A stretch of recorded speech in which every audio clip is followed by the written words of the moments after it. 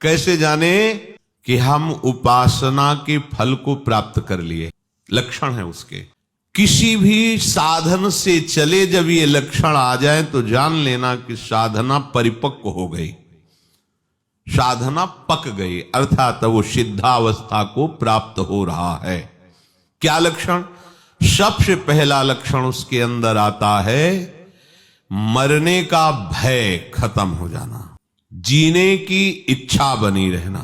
पहला है मरने का भय खत्म हो जाना, चाहे वो कर्मयोगी हो, ज्ञान योगी हो, भक्ति योगी हो, या किसी भी अष्टांग योगी हो, किसी भी मार्ग का पथिक हो, उसकी जब सिद्धावस्था आती है तो सबसे पहला लक्षण प्रकट होता है निर्भय।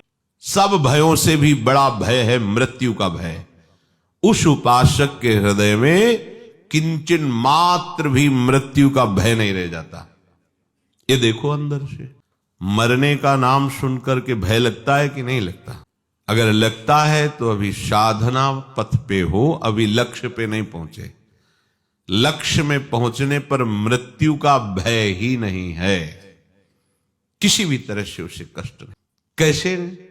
जैसे नाटक चल रहा हो और उसमें सामने विपक्ष से वार किया गया और मरने का वो नाटक किया, उसको कोई भय लग रहा है? सामने से तलवार भाला गोली मारी जा रही, क्योंकि वो नाटक है।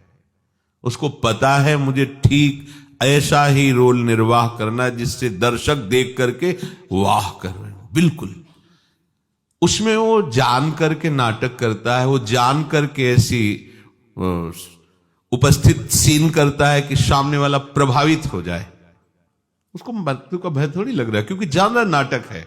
ऐसे ही ठीक जो परिपक्व अवस्था को प्राप्त है वैसा ही नाटक देखता है। जैसे प्रलय में भी भयभीत नहीं होता भक्त, ऐसा शास्त्रों में आया। तो सैकड़ों हजारों आप नाटक देखते, उसमें देखते सैकड़ों लोग मारे जा रहे हैं, गांव के गांव जलाए जा रहे हैं, आपको थोड़ी भी पीड़ा नहीं होती, क्योंकि मूल में आपको पता है नाटक है, ये दिखावटी है, वास्तविक ऐसा नहीं है। ऐसे ही उस पवित्र अंतःकरण वाले परिपक्व अवस्था को प्राप्त हुए किसी भी साधन पथ से जो चला है, उसको संपूर्ण संसार का नाटक रहस्य पता चल जाता है। इसलिए महाप्रलय में भी केवल नाटक देख रहा है। जैसे अपने गांव का गांव आग लगाई जा रही देख रहे, पर कोई भय या दुख नहीं, क्योंकि पता है नाटक है, झूठा है। ऐसे ही ये मिथ्या, ब्रह्म सत्यम जगन मिथ्या, ये मिथ्या है। वो अपने शरीर को ऐसे मिथ्या अनुभव का है तो अनुभव होता है, जो मिथ्या है तो उसे अनुभव हो रहा है। अब उस असत शरीर के छोड़ने का उसे कोई भय नहीं है, क्योंकि उसने पहले ही छोड़ दिया है। माना हुआ अपनापन प्रभु के चरणों में ऐसा समर्पित हुआ कि देह सुध ही गई, देह कुटुंब ते जाए छूट सब ही विधि नातो। जब तक मरने का भय है तब तक परिपक्व अवस्था नहीं है। मृत्यु का भय खत्म हो जाए। जांचो, यहां सब 1 मिनट में लीला प्रवेश की बात करते हैं। मुझे भगवत प्राप्ति हो गई, मुझे ब्रह्म बोध हो गया है, तो ऐसे कपड़ा क्यों रखे? बोले वो व्यक्ति दिखाई देते हैं ना, ब्रह्म बोध हो गया और व्यक्ति दिखाई देते हैं। जिसे ब्रह्म बोध हो जाता है उसकी ब्रह्म दृष्टि हो जाती है, व्यक्ति कहां? गलत नहीं चलो, सही से चलोगे तो ब्रह्म बोध हो जाएगा। इसीलिए तुम्हें मनुष्य शरीर मिला है। हाँ, वो मुझे राधा कृष्ण का साक्षात्कार हो गया। अरे जब तक मैं हूं तू है तब तक कहां साक्षात्कार है? जिन्हें साक्षात्कार होता है वो वही होते हैं। जानत तुम्हें हो जाती। मैंने साक्षात्कार किया वो कर ही नहीं सकता। जिसने साक्षात्कार किया बताने वाला ही नहीं रह जाता। जो बताया जाता सब बाहरी बात होती है, आंतरिक तो बताया ही नहीं जाता। मरने का भय खत्म हो जाए बस। दूसरा, जीने की इच्छा ना रह जाए। देखो कितना सुंदर है, जीने की इच्छा। अभी शरीर नष्ट हो जाए क्या, जीने की इच्छा नहीं। जितनी श्वासें हैं राधा राधा राधा। हमें क्या जरूरत है कि हम शाम तक जिए और साधना करें? क्यों इच्छा कर रहे हो? श्री जी की इच्छा है कि यही श्वास आखिरी हो तो राधा, इसलिए हम हर श्वास में राधा बोलेंगे। पता नहीं कौन सी श्वास हमारी आखिरी हो, हम क्यों जिए? अगर जीने की इच्छा है तो शरीर राग है, शरीर राग है तो भोग का सुख भाव है, भोगों का सुख भाव है तो संग्रह बुद्धि है, संग्रह बुद्धि तो जिसको हमने संग्रह किया, जिसे अपना माना वो छूट जाएगा, इस बात का भय है, इसलिए मृत्यु से भय लगता है और जीने की इच्छा रहती है। शरीर राग, कर्ता भोक्ता भाव, यही भय प्रदान कर रहा। मूल बात समझिए, जीने की इच्छा खत्म हो जाती है। जब तक जीने की इच्छा है तब तक अज्ञान है, मरने का भय है तो अज्ञान है। कुछ भी पाने की इच्छा, तीसरा, पहला मरने का भय, दूसरा जीने की इच्छा, और तीसरा कुछ भी पाने की इच्छा। कुछ भी, कुछ पाने की इच्छा नहीं, जा ही न चाहिए कबहू कछु। तो कह दे कि प्रभु की पाने की इच्छा। तुम यहां सिद्ध के लक्षण बता रहे, साधक के नहीं।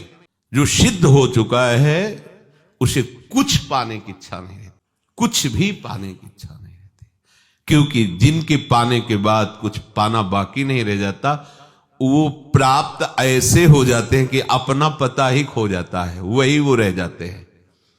कान भय प्राण में, प्राण भय कान में, ही में न जान पर कान है कि प्राण है।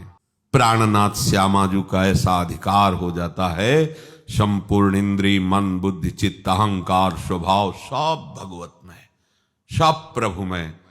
तो जब तक खोज चालू है तब तक मैं है, और जब खोज पूरी हुई तो जिनकी खोज है वही रह जाते, खोजने वाला नहीं रहता, खोजने वाला ही नहीं रहता। पाने की कोई भी इच्छा, कुछ भी पाने की इच्छा, ये कचाई है, और वही सिद्ध है जिसे कुछ पाने की इच्छा नहीं। करने का राग, ये करना है, जब तक ये है तब तक वो परिपक्व अवस्था को प्राप्त नहीं है। महापुरुषों के द्वारा भी चेष्टाएं होती हैं, जिसे आप कह सकते हो कि उन्होंने वो किया, आप कह सकते हो वो नहीं, क्योंकि उनका कुछ भी नहीं बकाया रहा। तो जो क्रिया हो रही, तुम निमित्त केवल उनको दे सकते हो, करने वाले प्रभु ही हैं, क्योंकि उनके मन में बुद्धि में चित्त में अहम में चेष्टा में केवल प्रभु होते हैं। प्रभुमय हो करके प्रभुमय जगत में प्रभुमय कार्य हो रहा है। वो संसारी होकर संकल्प विकल्प करके कर्ता भाव से कुछ नहीं, ये सिद्धावस्था का लक्षण है। मरने का भय नहीं, जीने की इच्छा नहीं, कुछ भी पाने का लालच नहीं, कुछ भी करने का राग नहीं, ये हो गई स्थिति। ये स्थिति के बाद आगे चलकर फिर प्रेम रस है। ये स्थिति सबको प्राप्त होती है, चाहे वो ज्ञान योगी हो, चाहे अष्टांग योगी हो, चाहे कर्म योगी हो, चाहे भक्ति योगी हो। भक्ति योग में ये महामहिम स्वरूप है कि वो यही नहीं टिकता, अब इसके बाद उसके अंदर इच्छा जागृत होती है। ये जो इच्छा होती है ये जागतिक इच्छाएं नहीं है। देखो, संपूर्ण श्रीमद राधा सुधा निधि में इच्छा ही जागृत की गई। ऐसा कब होगा? हम श्री जी के लिए ऐसी सेवा करेंगी, ऐसा श्री जी की विचिन्वंती के शान कुचन कर जई कंचुक पटम को चाप्या मुंचंती कुछ कनक दिव्य कलसयो। ऐसा कब होगा? पत्रावलिम रची तुम कुछ योग कपूर। ये इच्छा ऐसा महामहिम स्वरूप है जो बड़े बड़े सिद्धों के लिए भी दुर्लभ है। प्यारोढ़ क्षमते न यक्षु शुकादी नाम तो ध्यानगम संभाव्योपि विरंचि नारद शिवो। यहां तक पूर्ण हो गया। अब ये पूर्ण के बाद जो यात्रा होती प्रेमियों की होती है, वो अखंडानंद और ये अनंतानंद। अनंतानंद